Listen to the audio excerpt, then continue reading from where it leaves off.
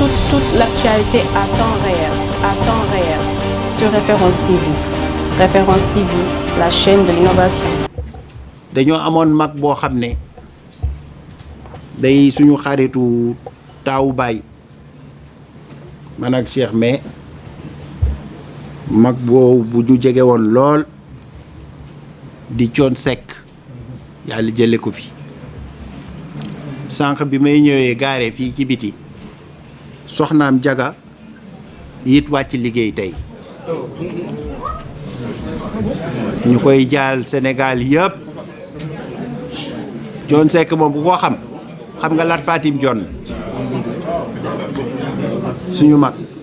di taaw suñu bàppa donc ñoo ngi koy jaal Sénégal yëpp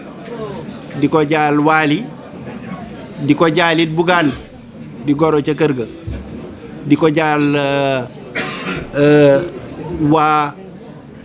waa réew mi yëpp daal jaal ko waa réew mi yëpp yàlla na ko yàlla xare àjjana te yéexal ñu maa ngi profité it suñu beneen mag bu fi yaayam jóge fan yi di Abdoul Mbaye premier ministre Abdoul Mbaye di suñu mag ñu bokkoon classe ak rakam ak Assane mi ñun ñëpp ak Iba Mbaye son petit frère kooku yàlla teel ko fi jëlee bi ñu nekkee xale lycée yaayam tam tante Mariette jóge fi il y a quelques jours waaw ñoo ngi koy jaal Sénégal yëpp ndax mère Mariette ak ku xam Pa Kéba Mbaye li mu représenté ci réew mi bu fi soxnaam jógee njabootam it représenté ko ci réew mi